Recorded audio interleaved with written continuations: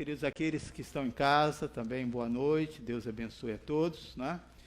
E que nós temos aí a conta da igreja, que Deus possa assim, nos ajudar. Estamos sendo sempre desafiados pelo Senhor, né? 24 horas do dia, e que Deus aí nos fortaleça, que Deus nos dê condições para que possamos avançar cada vez mais, para que o Senhor possa ser assim exaltado, né? Abra comigo a sua Bíblia, no livro de Mateus 23,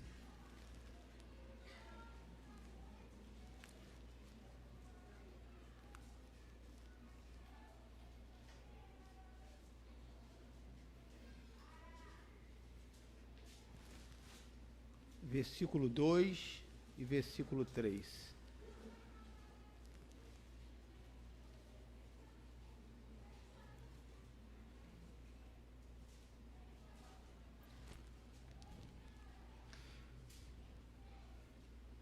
Os mestres da lei, os fariseus, se assentam na cadeira de Moisés.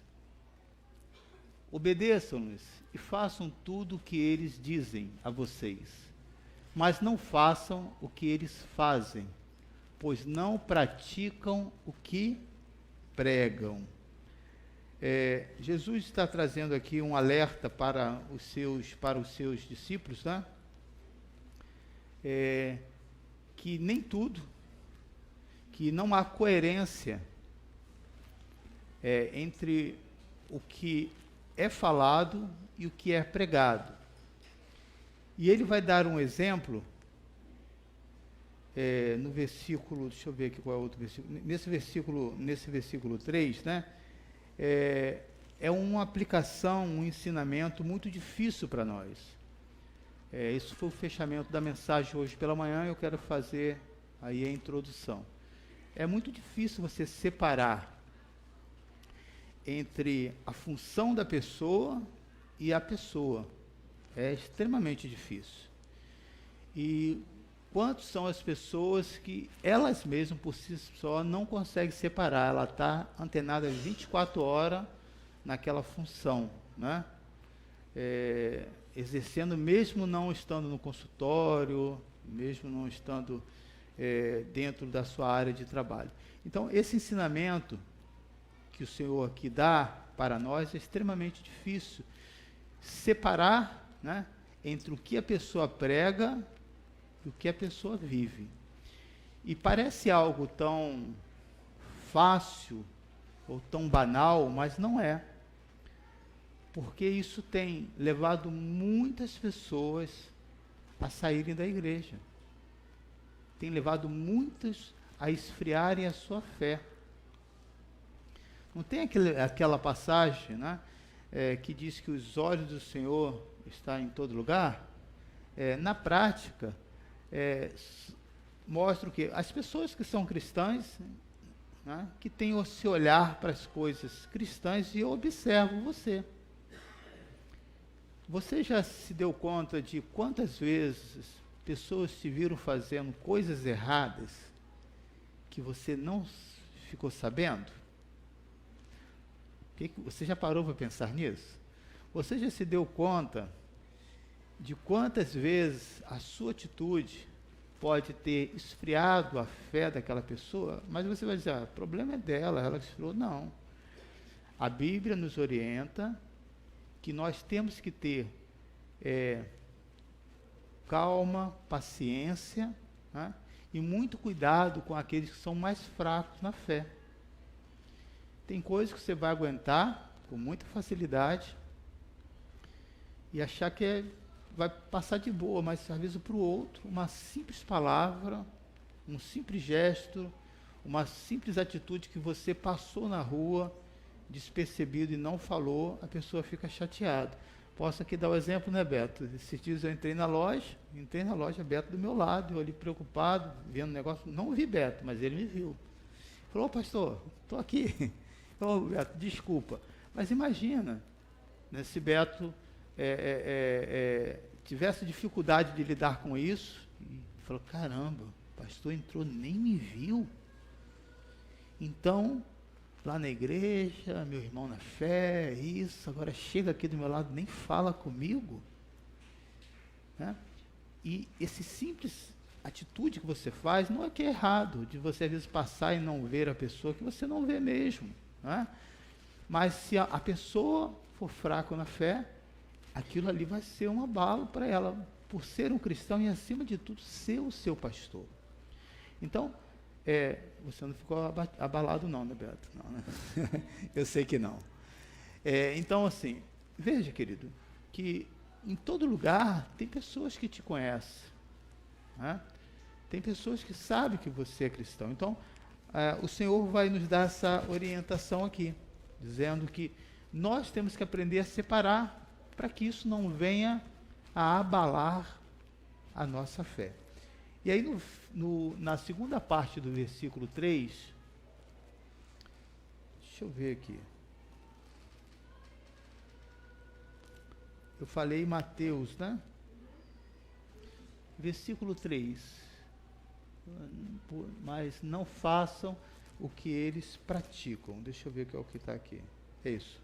Mas não façam o que eles fazem, pois não praticam o que pregam. Então, vamos entrar agora no assunto que eu quero falar, né? Sobre a cautela. O que é ter cautela? Uma pessoa que tenha cautela. Você sabe o que é isso? Existe uma frase que diz: cautela e caldo de galinha não faz mal a ninguém. Não tem? Você já ouviu essa frase? Não? Gente, quantos aqui conhecem essa frase? Ela é muito conhecida. E o que ela significa? Nada. Porque não tem nada a ver uma coisa com a outra. Né? O que tem a ver cautela com caldo de galinha? Né? Nada. Você pode procurá-la, mas essa frase é muito conhecida. Então, o que é ter cautela? É ter prudência. Vai com calma. E essa cautela, há muitos que não têm, pela questão da ansiedade mesmo. Acontece alguma coisa, e a pessoa, eu nem pedi, essa pessoa veio e trouxe a mim, é de Deus. E vai lá e fecha o negócio. Estava lá precisando de um carro, aí parou na frente assim, olhando. Um vendedor muito esperto, está vendo aquela pessoa assim, olhando, vai lá com uma conversa, poxa, é de Deus, Deus enviou essa pessoa aqui para me vender esse carro. Não, ele viu e foi fazer o trabalho dele, não foi Deus. Então, é importante você ter essa cautela, essa preocupação, ser devagar nas suas decisões, né? E Jesus vai dizer aqui para eles, né? Mas não façam o que eles fazem, pois não praticam o que eles pregam. Então, os itens dessa cautela, que Jesus vai agora descrever, é muito grande. E nós precisamos ter cautela. Nós precisamos ter essa prudência. Nós não podemos sair por aí tomando qualquer decisão, porque muitas dessas decisões, sem que você pense, não com a emoção, mas com a razão, você vai se dar muito mal. Quantos que não tiveram essa cautela e na sua juventude tomaram a decisão de casar com aquela pessoa? Não conhecia, não sabia nada, queimou todas as etapas e agora está aí, não sabe o que fazer, né? E aí, quando, sendo uma pessoa cristã, ele falou, como que eu vou me separar? A Bíblia não aprova isso. A Bíblia só aprova se essa pessoa morrer, e você não vale nem orar para que essa pessoa morra, porque Deus não vai ouvir essa oração. E a pessoa fica toda enrolada, uma pessoa infeliz. Então, ter essa cautela é muito importante. Então, vou citar aqui alguns itens, né, dessa cautela expressada por Jesus. Os itens dessas cautelas, né, eram bem extensas. Diz aqui que essas pessoas desse grupo que se levantou para proteger o povo judeu contra a lei pagã, né? A influência do paganismo pelos gregos no povo de Israel, que já era muito grande. Esse grupo se levanta, denominados fariseus, só que com o passar do tempo, eles começaram a fazer as mesmas coisas e ainda pior, usando o nome de Deus. Eu posso, irmãos, assim, lembrar de uma lista muito extensa de pessoas que vivem hoje mal, por uma palavra dita de maldição por um pastor, por alguém, trazendo um peso, um fardo, que não é esse a nossa intenção aqui. A nossa intenção é de pregar a palavra, porque a palavra do Senhor, ela não coloca um peso, ela tira o fardo sobre você, porque Ele levou esse fardo sobre si. Amém? No versículo 4,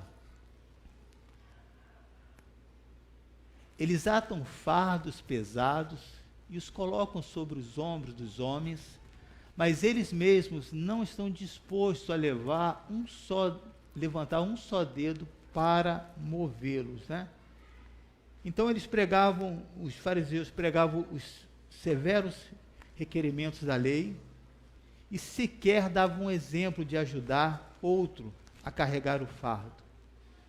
Eu quero dizer para você que a melhor pregação que você pode ter é da sua autoabnegação, negar a si mesmo.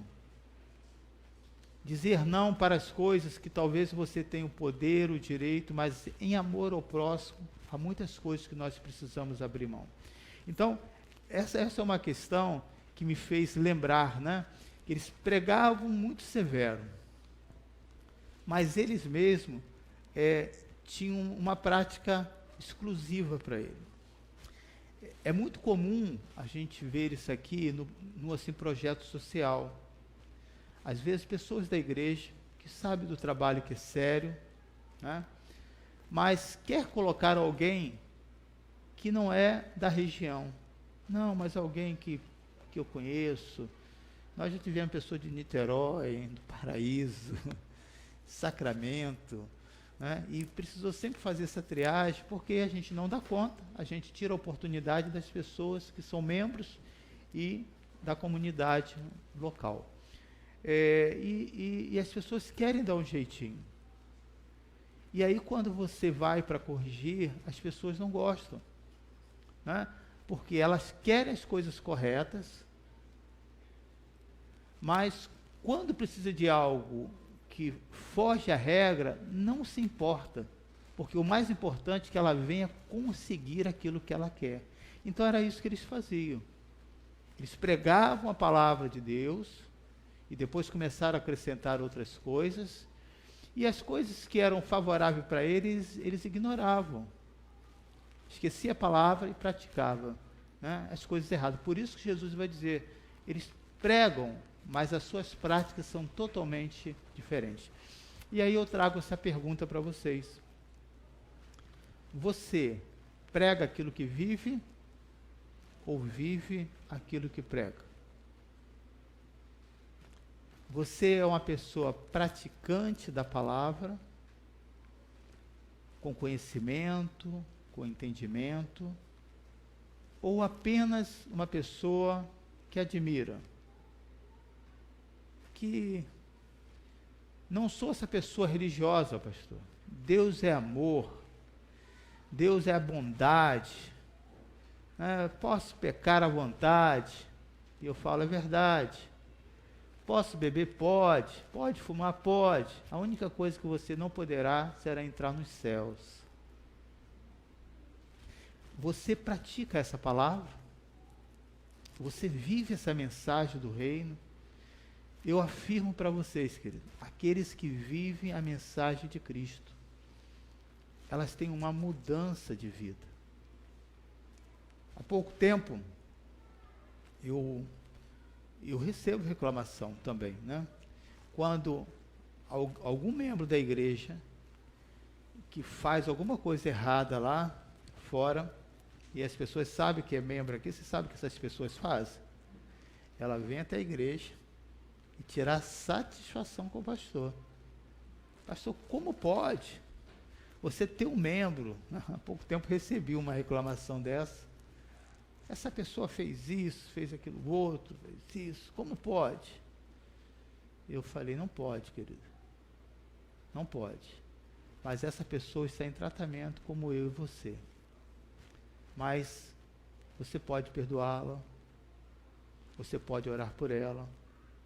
Porque ninguém tem o poder de controlar ou mudar a vida de alguém, a não ser o Espírito Santo de Deus.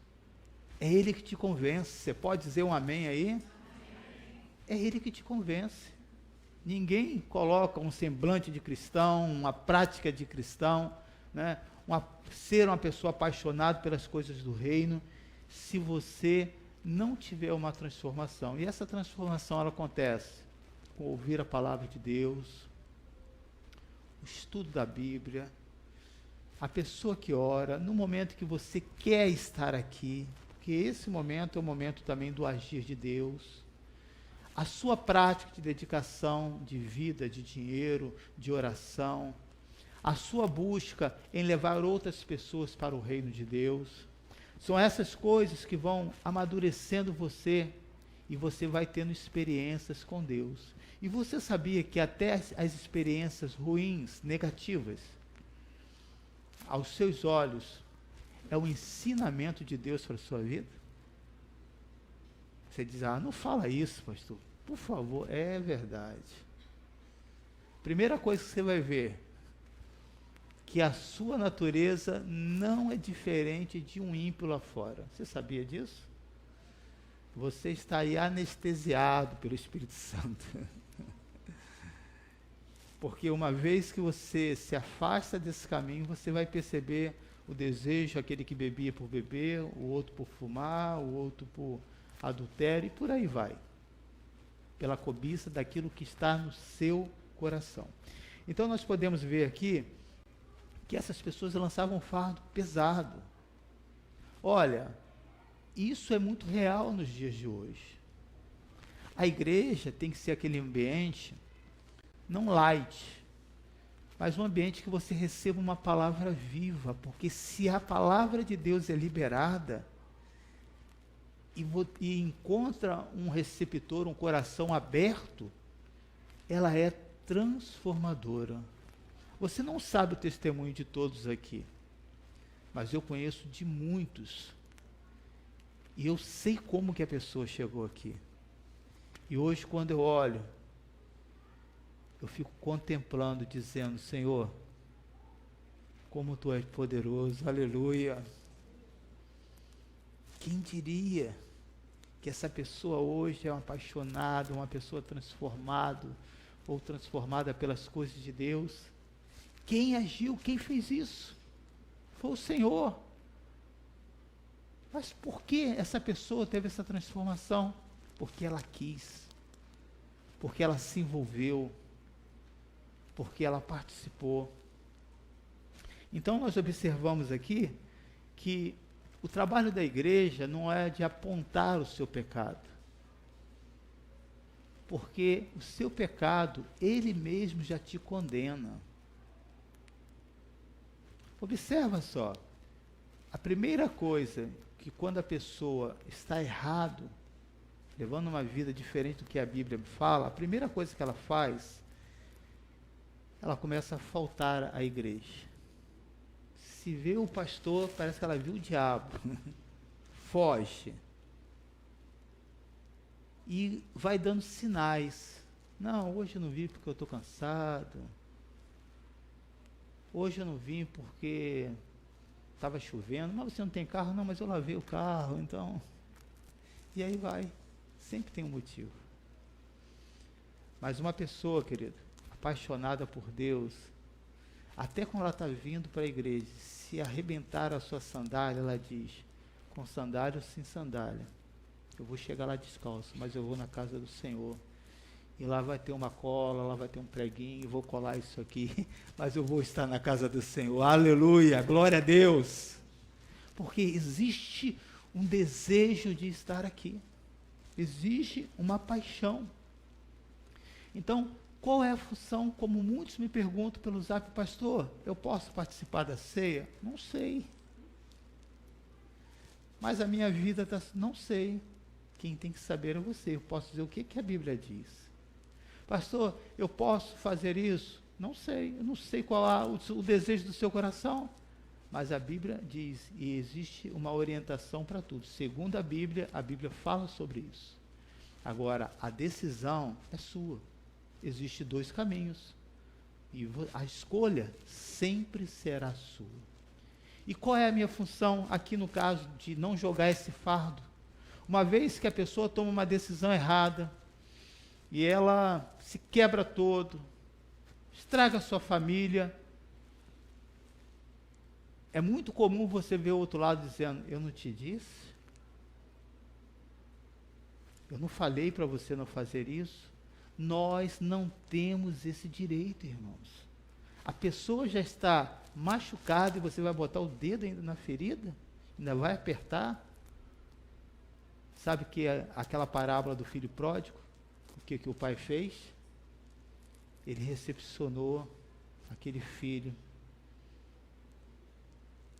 Ele mudou a aparência daquele filho que não estava cheirando bem, estava mal alimentado, e disse, seja bem-vindo à casa do Pai. A função da igreja, querida, não é somente falar de amor, mas é transmitir o amor de Deus. Há muitos momentos, queridos, que eu passei na igreja e que as pregações foram boas, mas as pregações para mim é como maná, ela serve para o dia. Mas eu lembro dos abraços de alguns irmãos que me deram no momento muito difícil da minha vida. E sabe qual a palavra que eles trouxeram para mim? Porque eu lembro? Nenhuma. Só um abraço. Aquilo ali eu senti o amor de Deus. Como se Deus estivesse dizendo para mim, estamos juntos, vamos caminhar. Nós não temos esse direito, querido, de chegar para o nosso filho e jogar esse fardo. Eles atam fardos pesados e os colocam sobre os ombros dos homens, mas eles mesmos não estão dispostos a levantar um só dedo para movê-los. Como eu poderia falar de dízimo e de oferta se eu mesmo não desse? Eu estaria sendo uma pessoa hipócrita. Como eu poderia falar de irmãos? Nós temos 2 cultos de oração, mas eu mesmo, como pastor, não assisto. Não, não tenho tempo, já coloquei pessoas para estar lá fazendo, né? Eu tenho que descansar. Tem vários argumentos, irmãos. A não ser que eu esteja num curso, estudando alguma coisa. Fora disso, eu sou um membro como você. Quando eu coloco uma pessoa para estar pregando aqui a mensagem, eu não vou lá para trás, eu não fico lá fora de conversa. Eu sento para ouvir, porque naquele momento eu não estou numa posição de pastor. Eu estou numa posição de membro, recebendo a palavra do Senhor Jesus, aleluia. Eu não estou ali marcando, dizendo, olha, isso aqui não pode, isso aqui no outro, tal, né? Não tem esse direito, a não ser que a pessoa pergunte. E mesmo se perguntar, eu vou falar com cautela. Observa isso. Veja se essa palavra ficou legal, né? Talvez o português teve uma falha, reveja a mensagem, e assim por diante. Mas eu não tenho esse poder para jogar fardo. Como que tem sido a sua vida, querida? Será que esse item aqui, que Jesus começa a trazer essa cautela para esse povo, nós temos praticado? Será que nós cobramos daquela pessoa que é subordinado coisas além daquilo que ele não pode suportar? Pode ser os nossos filhos. Como que um pai que fuma vai dizer, filho, isso aqui você não faça na sua vida? Não tem como. Naturalmente aquilo ali vai ser uma sequência, a não ser que tiver alguém intercedendo, orando. Né? Eu tive muitos anos de cachaça na minha casa à vontade. mas nunca peguei, porque tinha uma mulher intercessora, a minha mãe, dizendo: eu estou orando por você, e se você beber eu te arrebento. Uma mensagem fácil e de fácil compreensão. Nunca bebi, né? Então, assim, não podemos jogar esse fardo. Faça, né? Faça o que eu falo, mas não faça o que eu faço. Então, temos esse cuidado. Isso parece, querido, algo distante, mas ainda acontece em muitos lugares. Há muitos lugares que existem pessoas que ficam controlando: pastor, eu vi fulano fazendo isso, eu vi fulano fazer aquilo. Eu tenho um aprendizado em que eu coloco em prática aqui na igreja. Você tem direito a fazer qualquer queixa de qualquer pessoa aqui na igreja, mas existe uma condição: eu vou chamar aquela pessoa, porque é injusto você falar de alguém sem que ela esteja presente. Pronto, eu não tenho fofoca aqui na igreja. Olha que maravilha, sabedoria de Deus. E se eu souber que tem alguma coisa, eu chamo aquela pessoa e falo. Então, veja, nós não podemos jogar esse fardo, porque uma vez que você escuta aquilo da pessoa ruim, você acha que é besteira. Não é. O seu coração fica armado com relação àquela pessoa. Aí qualquer gesto que ela faz, você já começa a pensar: poxa, bem que aquela pessoa falou, não é que é verdade? Mas não, já formatou aqui, vamos dizer assim, na sua cabeça, né? Então, versículo 5. Tudo que fazem é para serem vistos pelos homens. Eles fazem seus filactérios bem largos, e as franjas de suas vestes bem longas. Praticam boas obras para ser vistos pelos homens, não por Deus. Tudo que fazem é para ser visto. Aqui uma outra cautela que Jesus está orientando o povo. Tudo que eles fazem não é por amor a mim, não é por amor ao meu Pai, é algo pessoal. Tanto era algo pessoal, que o motivo pelo qual eles se organizaram para matar Jesus, porque a sua entrada, a renda deles estavam diminuindo, e eles estavam perdendo a credibilidade diante do povo, pela questão de poder. Então, tudo que faz é para ser visto pelos homens. Uma outra cautela, querido. Será que você não já se entristeceu? De repente, numa conversa, no lugar onde você esteve, a pessoa falou o nome de todo mundo e justamente esqueceu o seu. E você diz: logo o meu nome. Ah, essa pessoa tem problema comigo. Mas pensa pelo outro lado. Por que Deus permitiu que foi justamente o seu nome, se você é um servo de Deus? O que Deus quer tratar na sua vida?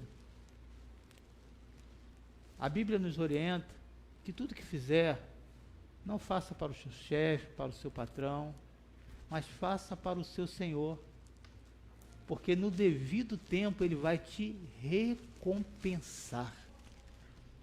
Por isso que eu estava falando na questão de separar a função do homem. É muito difícil. Aí você fala: esse patrão é miserável, esse patrão é isso, é de outra religião, é aquela coisa, né? Eu não vou chegar lá na hora, eu recebo mal. Você fez um contrato. Quando você começa a ser um péssimo funcionário, você não está sendo péssimo funcionário diante dos olhos somente daquele patrão, mas principalmente do Senhor. E se você é um péssimo funcionário, no devido tempo também você terá a sua recompensa, que é a sua demissão. Você pediu para isso. Se você quer sair daquela empresa, quer ter o melhor salário, seja ali o melhor funcionário, íntegro, boca fechada, disponível para ajudar outras pessoas. E talvez pode ser que ali naquela empresa você não tenha condições de subir. Mas a palavra de Deus diz que no devido tempo Ele vai te recompensar. Então acredita nessa palavra, aleluia. E Deus há de abrir outras portas ainda melhor para você. Deus há de levantar alguém que vai poder te ajudar. Mais uma vez, que você está ali e você trabalha mal, Deus fica impedido, porque foi Ele que abriu aquela porta para você. Ele que te deu o sustento, Ele que te deu o talento. Ainda que aquelas coisas sejam injustas, ainda que você deveria receber melhor, mas há sempre esse conflito. Você sabia disso? Aquele que trabalha acha que precisa ganhar o quê? Mais. Porque o patrão paga pouco. E o patrão acha que ele paga muito porque aquele funcionário trabalha pouco. Você nunca vai chegar no consenso nisso, pode ter certeza disso. Mas se você é fiel com o Senhor, além de Deus multiplicar o que você tem nas suas mãos, Ele vai estar preparando coisas melhores. Porque eu acredito que os melhores empregos nessa sociedade, e aí eu não falo de salários absurdos, estão separados para os filhos e filhas de Deus. Tem um bom lugar que Deus separou para você, mas Deus está esperando que você seja um filho, seja uma filha de Deus. Olha que silêncio maravilhoso. Mateus 6, versículo 1 a 18. Praticam boas obras para serem vistos pelos homens, mas não por amor a Deus. Vamos ver o que diz esse capítulo, né, que é bem longo, mas eu vou ler.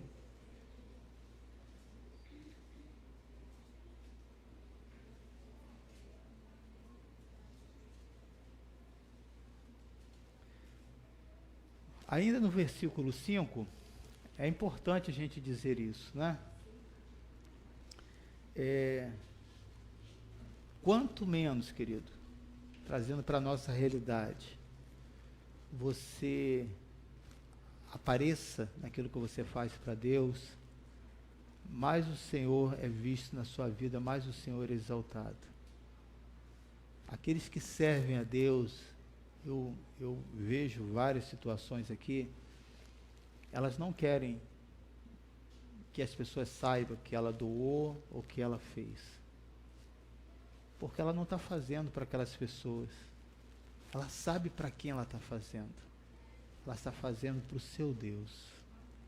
Então, é importante o elogio, lógico, e nós elogiamos. É importante o incentivo, lógico. Mas essa não pode ser a nossa motivação. A nossa motivação precisa ser o Senhor Jesus. Versículo 6 de Mateus, de 1 a 18. Tenham cuidado de não praticar suas obras de justiça diante dos outros, para serem vistos por eles. Se fizerem isto, vocês não terão nenhuma recompensa de quem? De quem? Do Pai Celestial. Portanto, quando vocês der esmola, não anuncie isto com trombeta, como fazem os hipócritas nas sinagogas e nas ruas, a fim de serem honrados pelos homens. Eu lhes garanto que eles já receberam sua plena recompensa. Mas quando você der esmola, que a sua mão esquerda não saiba o que está fazendo a direita, de forma que você preste a sua ajuda em segredo. E seu Pai, que vê o que é feito em segredo, o recompensará. E quando vocês orarem, não sejam como os hipócritas. Eles gostam de ficar orando em pé nas sinagogas e nas esquinas, a fim de serem vistos pelos outros. Eu lhes asseguro que eles já receberam sua plena recompensa. Aí está falando da justiça de Deus, a mão pesando sobre essas pessoas. Mas quando você orar, vá para o seu quarto, feche a porta e ore a seu Pai, que está em secreto. Então o seu Pai que vê no secreto o recompensará. E quando orarem, não fique sempre repetindo a mesma coisa, como fazem os pagãos. se referindo à cultura grega que tinha invadido esse povo. Eles pensam que por muito falarem, serão ouvidos. Não sejam iguais a eles, porque o seu Pai sabe do que vocês precisam, antes mesmo de o pedirem. Vocês orem assim: Pai nosso que estás nos céus, santificado seja o teu nome, venha o teu reino. Seja feita a tua vontade, assim na terra como no céu. Dai-nos hoje o nosso pão de cada dia. E perdoe as nossas dívidas, assim como nós perdoamos aos nossos devedores. E não nos deixe cair em tentação, mas livra-nos do mal, pois teu o reino, o poder e a glória para sempre. Amém. Pois se perdoares as ofensas uns dos outros, o Pai Celestial também os perdoará. Mas se não perdoarem uns aos outros, o Pai Celestial não lhes perdoará as ofensas. Quando jejuarem, não mostrem uma aparência triste, como os hipócritas, pois eles mudam a aparência do rosto, a fim de serem os homens, a fim de que os homens vejam que eles estão jejuando. Eu lhes digo verdadeiramente que eles já receberam sua plena recompensa. Ao jejuar, ponha óleo sobre a cabeça e lave o rosto, para que não pareça que a outros que você está jejuando, mas apenas ao seu Pai, que vê no secreto. E seu Pai, que vê no secreto, o recompensará. Então, nós podemos ver aqui que isso reforça esse versículo 5, quando diz: tudo que fazem é para serem vistos pelos homens. Eles fazem seus filactérios bem largos e franjas, e suas vestes bem longas. Ou seja, a motivação é errada. A motivação errada, querido, não tem aprovação de Deus. O seu envolvimento no cristianismo, ela pode ter uma motivação errada. Não, vem aqui que a sua vida vai mudar. Ela vai mudar, sim.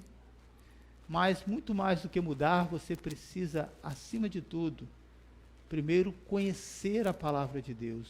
Isso é um processo lento. Vem aqui que, se você colocar aqui nessa campanha, né, Deus vai te dar, não 10 vezes, pelo contrário, mas 100 vezes mais. E você espera, e aquilo não acontece. E essa conta, sabe para quem que vai, que você não consegue separar? Para Deus.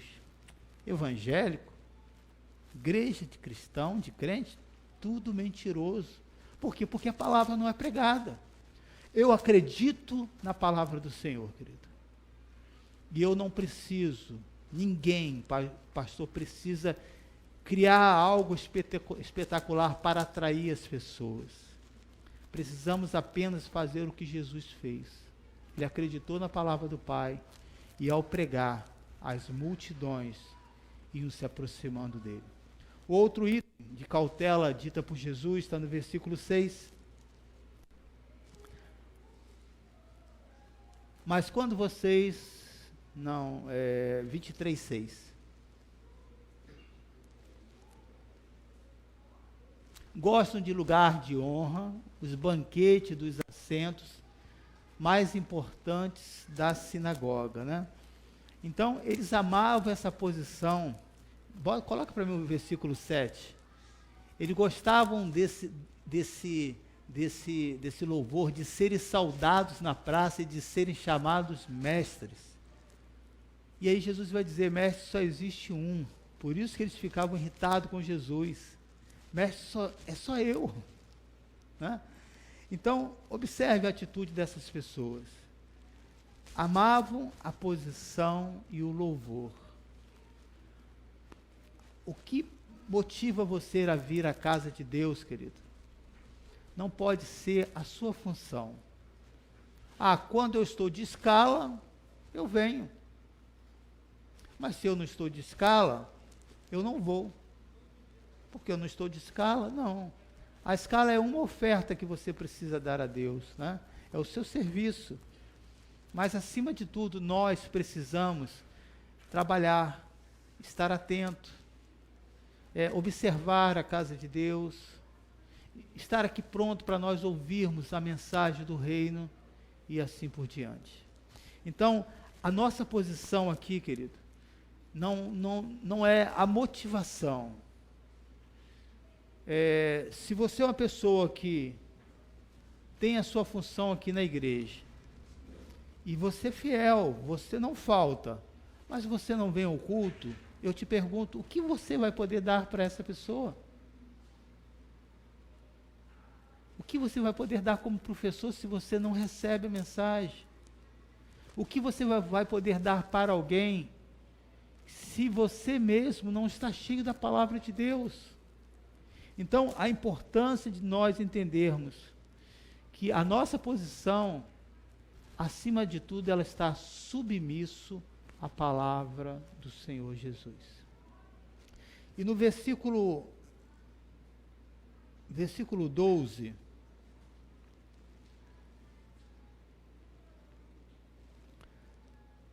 versículo 12, ele resume os versículos 8, 9, 10 e 11, né? Mas vamos primeiro ao versículo 8, Letícia, por favor. Mateus 23, versículo 8. Mas vocês não devem ser chamados rabis, um só é mestre de vocês, e todos vocês são irmãos.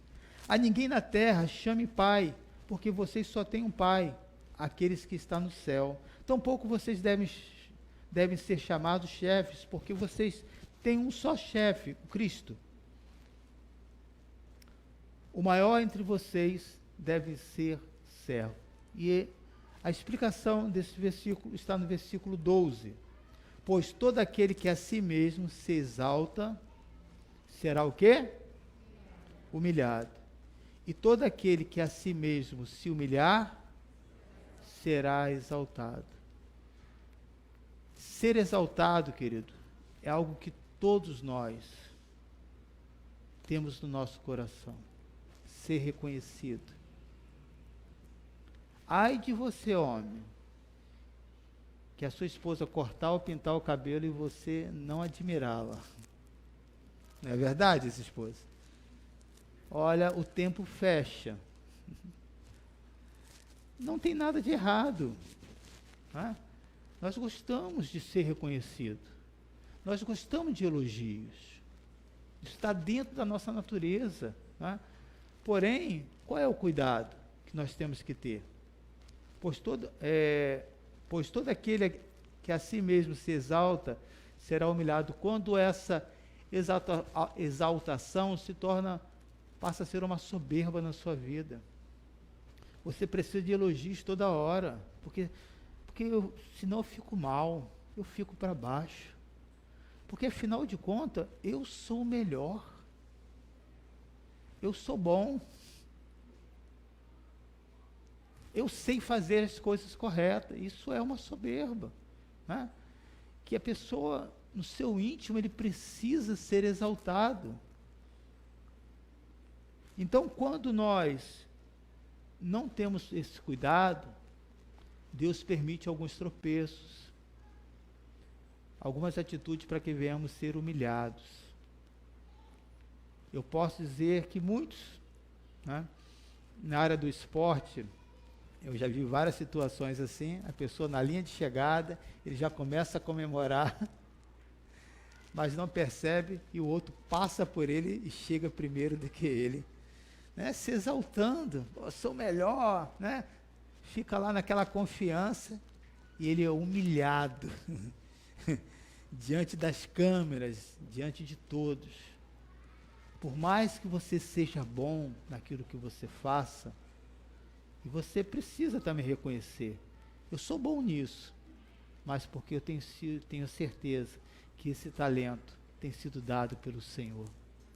É um ato de humildade, irmãos. Eu tenho certeza que eu fiz as coisas ficou extremamente bem planejada. Mas o Senhor esteve me orientando. Você eleva, né, os seus pensamentos, as suas decisões, toda ao Senhor. E quanto mais, querido, você se diminuir, Não no sentido de dizer sou miserável, eu não presto, mas no sentido de estar camuflado, escondido, não querer se aparecer. Você vai poder dizer como João Batista: importa que ele cresça e que eu diminua. João Batista não teve nenhum privilégio que os outros discípulos tiveram. Só teve aquele encontro no rio. E Jesus nem ficou com ele batizando. Jesus não foi visitá-lo na prisão, você sabia? Nem foi no sepultamento dele. Mas sabe qual foi a palavra de Jesus? Não houve profeta maior do que João Batista. Diante dos homens, ele teve o seu papel de uma insignificância, mas dos olhos de Deus ele foi engrandecido. Cada coisa que você faz aqui na igreja, cada atitude de cristão que você faz lá fora, talvez aquela pessoa não vai nem te agradecer, porque não te conhece, foi só uma passagem na sua vida. Mas o Pai que está em secreto, Ele te vê e será exaltado. Então, o resumo, que você cada dia, querido, possa praticar essa palavra de Deus. Que Deus abençoe a todos, rica e abundantemente. Vamos estar de pé?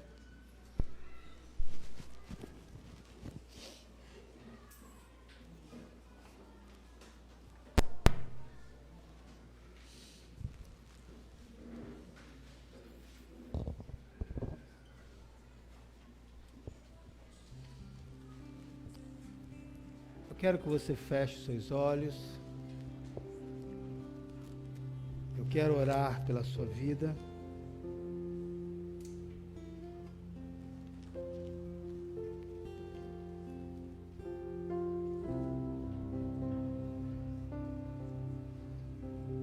Essa simples palavra, acautelai-vos. Quantos de nós, Senhor, já tomamos decisões erradas, porque fomos imprudentes, fomos movidos pelo nosso coração, pela nossa emoção, falamos coisas que não deveriam, intrometemos em coisas que nós não tínhamos direito.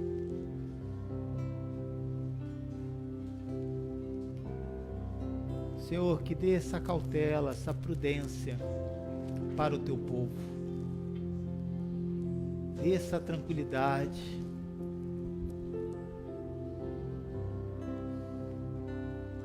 Ajuda-nos, Senhor, a colocar os nossos sentimentos em segundo plano e a tua vontade em primeira. Senhor, que eu possa está ajudando os meus irmãos a serem esses adoradores e não uma pessoa hipócrita, não uma pessoa em que envergonha o teu nome, Senhor. Talvez essa palavra tenha sido difícil para você ouvir. Que bom que você ouviu. Eu acredito que ela pode mudar e transformar muitas coisas na sua vida. Eu acredito que ainda há tempo para você reverter qualquer situação. Se você acreditar nessa palavra, porque eu acredito na palavra de Deus. Senhor, nesse exato momento, vai quebrando as barreiras do orgulho, da vaidade, da soberba, da arrogância, que o simples voltar para pedir perdão a alguém pode ser humilhante para você, e pode ser que aquela pessoa até te esnobe, mas você fez para Deus. E Ele vai te honrar, querido. Ele vai te honrar, minha irmã.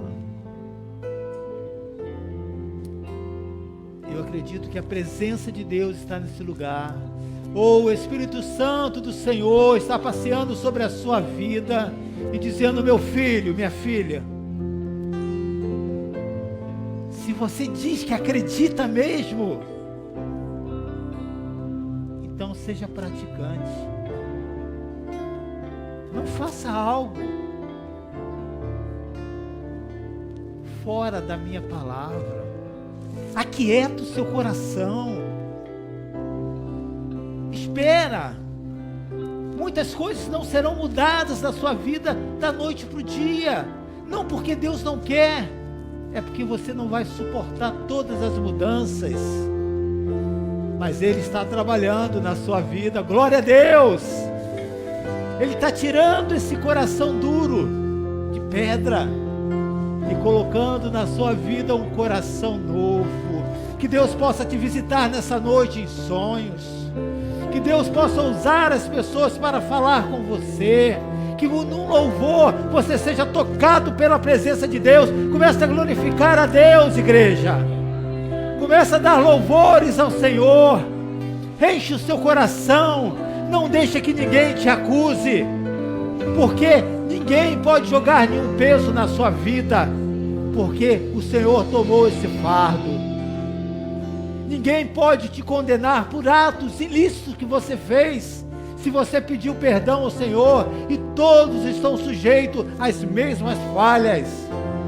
Receba essa palavra do Senhor nessa noite, essa palavra que tira o peso. Ele não abona o pecado, mas Ele perdoa o pecado.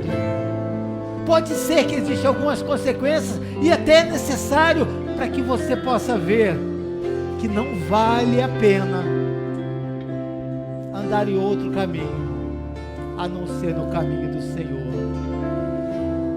Aleluia. Oh, Deus está nesse lugar. Deus está aqui.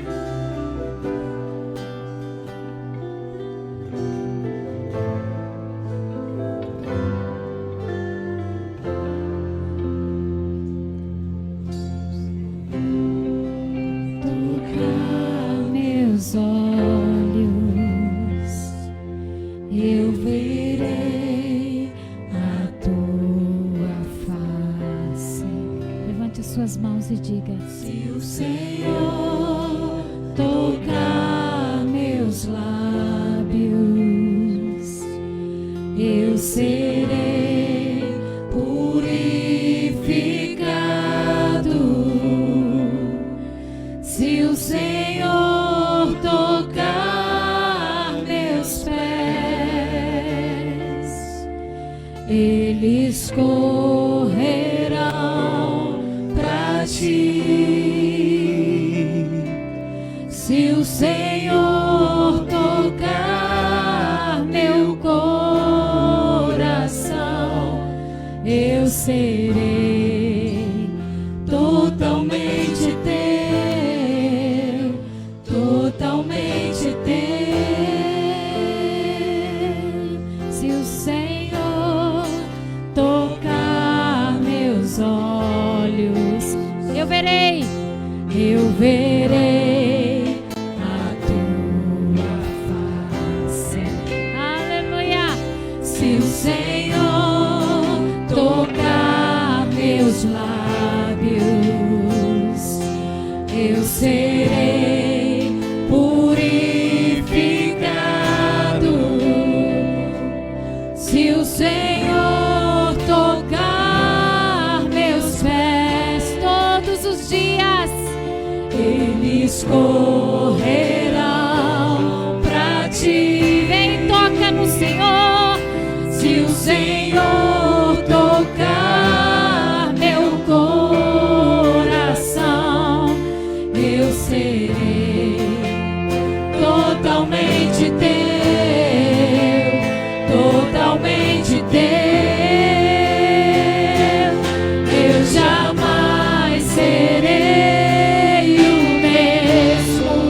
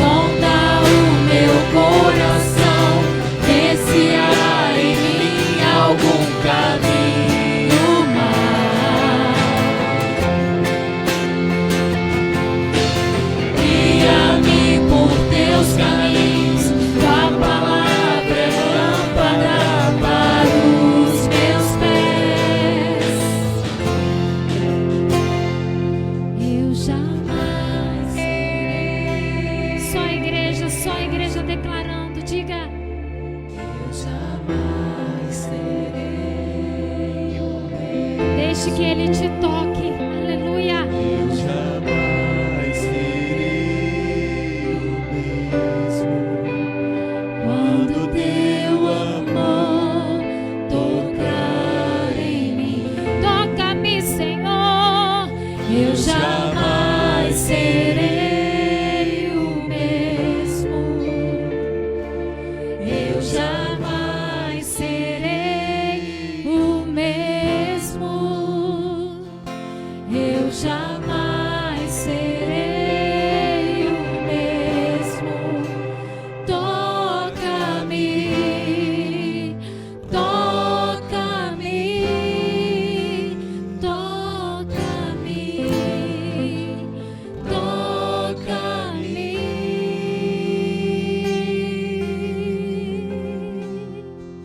Se você foi tocado, se você foi tocada pelo Senhor, então levante as suas mãos e que essa palavra, Senhor, nos ajude a caminhar em novidade de vida.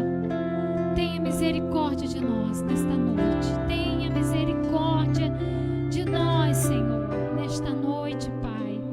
Pedimos o seu perdão, a sua cura, a sua libertação, Senhor, e forças para avançar, para nos corrigir diante do Senhor. Nos ajude, peça a misericórdia do Senhor. Se o Senhor falou com você nessa noite, peça a misericórdia do Senhor. Nos ajude, Senhor, transforma-nos para a sua glória. Toca-nos, Senhor, porque sabemos que jamais seremos os mesmos quando formos tocados por Ti. Obrigada pelo seu perdão, pela sua cura, pela sua libertação, Senhor. Muito obrigada, Senhor. Em nome de Jesus, guarda-nos e leva-nos aos nossos lares, sobre o seu cuidado e sua cobertura. Esteja com os irmãos que nos acompanham, Senhor, dando uma semana abençoada, Senhor, para cada um deles também. Te agradecemos em nome de Jesus. Amém.